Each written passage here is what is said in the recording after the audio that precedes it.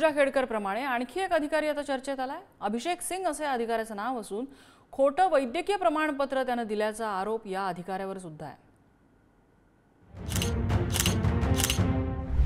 राज्यात IAS trainee पूजा खेडकरचं प्रकरण गाजत असताना आता आणखी एका वादग्रस्त आयएएस अधिकाऱ्याची चर्चा ही डोकं वर काढायला लागली। अभिषेक सिंग 2011च्या बॅचचा आयएएस अधिकारी, मात्र आयएएस बनण्यासाठी अभिषेक सिंग यांनी खोटं वैद्यकीय प्रमाणपत्र दिल्याचा त्यांच्यावर आरोप करण्यात आला। काय आहेत आरोप?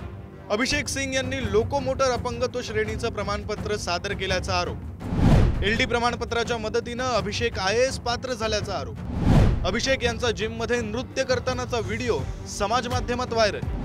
नृत्याचा व्हिडिओ व्हायरल झाल्यानंतर त्यांच्या एलडी प्रमाणपत्राबाबत प्रश्न।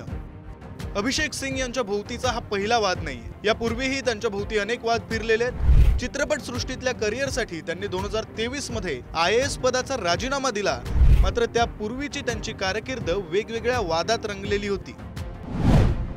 अभिषेक सिंग आणि वाद 2022 मध्ये गुजरात निवडणुकीत निरीक्षक असताना वाद। सरकारी वाहनासमोर फोटो काढून सोशल मीडियावर पोस्ट केल्यानं निरीक्षक पदावरून हटवलं।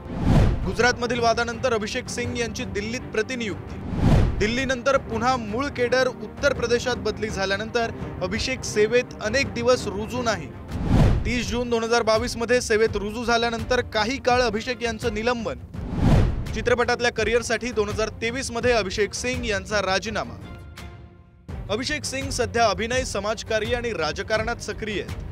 त्यांच्यावर आरोप झाल्यानंतर त्यांनी त्यावर सोशल मीडियात प्रत्युत्तरही दिलंय आणि आपल्यावरचे आरोप फेटाळून लावलेत।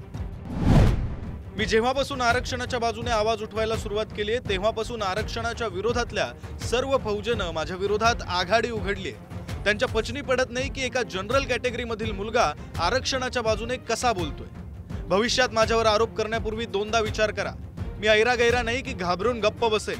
मी माझ्या टॅलेंट आणि माझ्या आत्मविश्वास आणि माझ्या धैर्याच्या बळावर चालतो। कोण खरं कोण खोटं हे चौकशी अंती कळेलच, मात्र पूजा खेडकर आणि आता अभिषेक सिंग यांच्या निमित्तानं यूपीएससी परीक्षा घेणारी प्रणालीच पोखरलेली आहे का अशी शंका ही सर्वसामान्यांच्या मनात यायला लागली आहे। ब्युरो रिपोर्ट, पुढारी न्यूज।